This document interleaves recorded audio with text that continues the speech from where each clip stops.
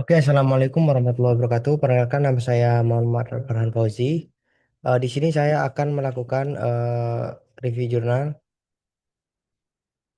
yaitu perbandingan implementasi antara domino effect dan juga iceberg effect.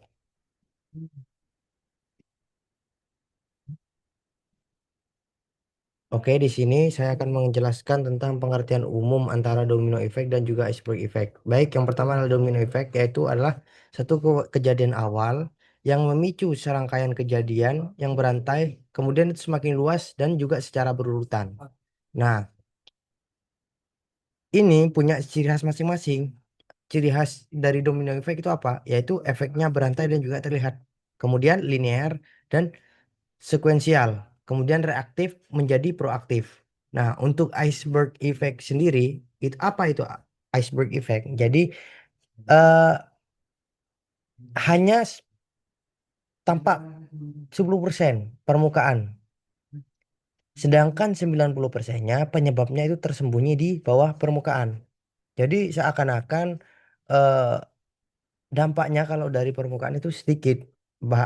Padahal penyebabnya itu 90% tersembunyi di bawah permukaan. Jadi seakan-akan tidak terlihat. Ciri khasnya di sini yaitu adalah penyebabnya tersembunyi dan juga sistemik.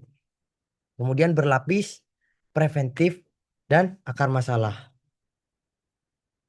Baik, menurut pendapat ahli di sini, yang pertama adalah domino teori. Menurut Heinrich pada tahun 1931, yaitu eh, setiap kecelakaan adalah hasil dari 5 faktor berurutan. Yang pertama adalah lingkungan sosial, kedua adalah kesalahan individu, ketiga tindakan yang tidak aman, kemudian kecelakaan dan juga cedera.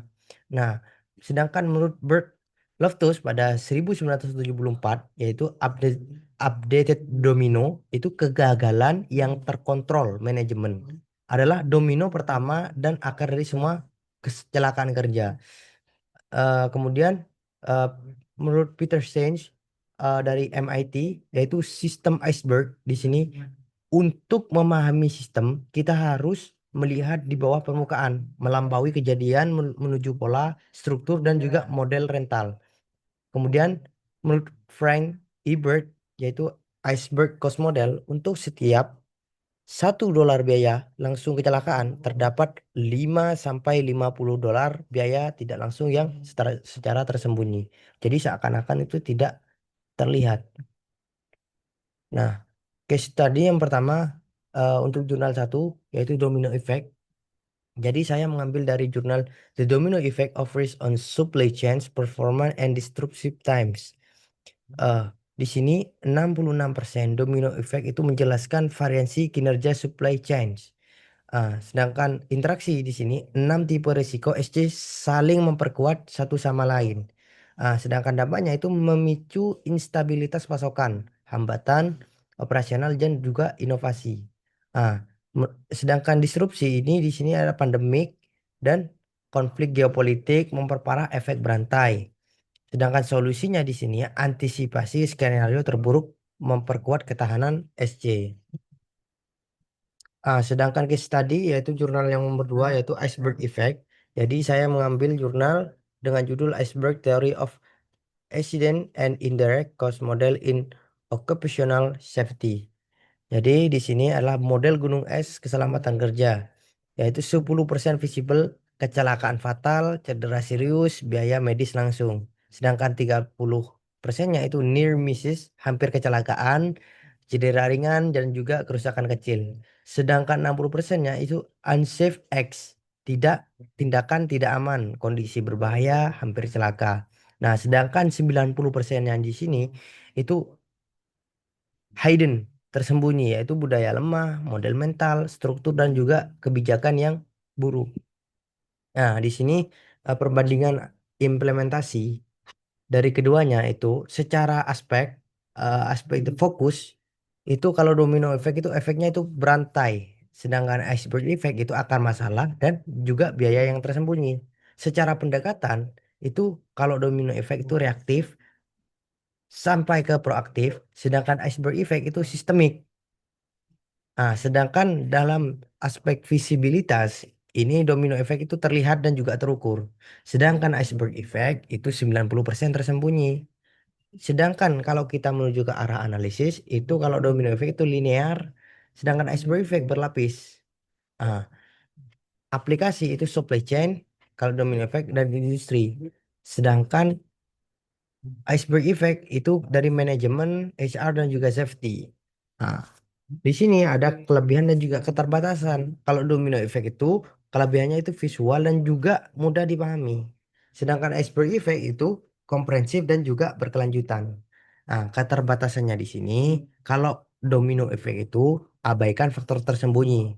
Sedangkan iceberg effect itu kompleks dan juga butuh waktu yang lama. Nah, di sini untuk identifikasi masalah. Nah, masalah yang pertama adalah efek domino rantai risiko SC, yaitu satu risiko memicu cascade yang mengganggu seluruh rantai pasokan. Sedangkan masalah yang kedua itu biaya tersembunyi tidak terdata.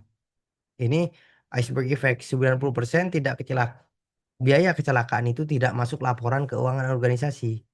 Masalah yang ketiga, tidak ada sistem peringatan dini. Organisasi gagal mendeteksi sinyal awal sebelum eskalasi besar.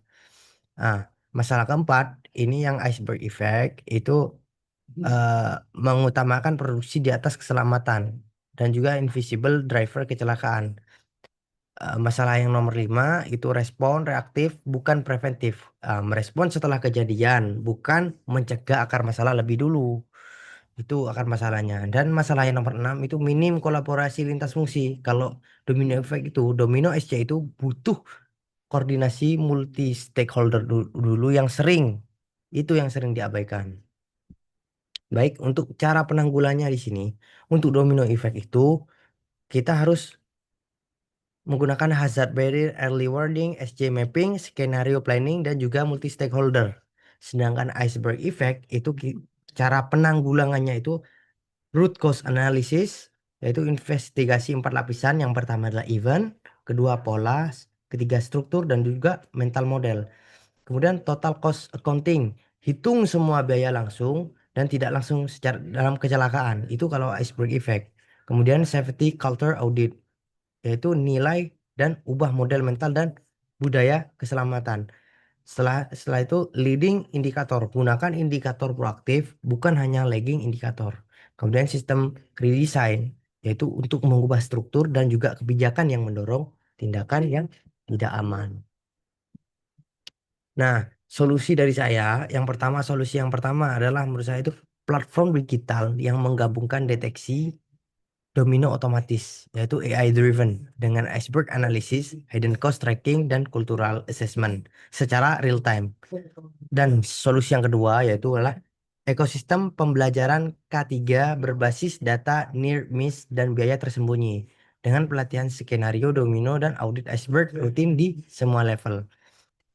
Yang nomor 3 adalah KPI, yaitu seimbang yang membuat leading indikator preventif atau iceberg dan lagging indikator reaktif atau domino dalam satu dashboard manajemen.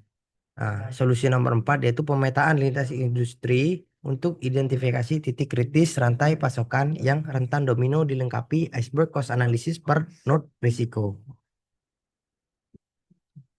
Baik, untuk sarannya di sini, untuk future research atau saran yang pertama adalah studi longitudinal hybrid model, yaitu uji efektivitas kombinasi domino dan juga iceberg model dalam industri Indonesia selama 3 sampai 5 tahun. AI untuk domino detection. Jadi di sini kita harus ada model prediktif berbasis AI yang mendeteksi pola risiko domino dan sensor IoT dan dalam laporan insiden.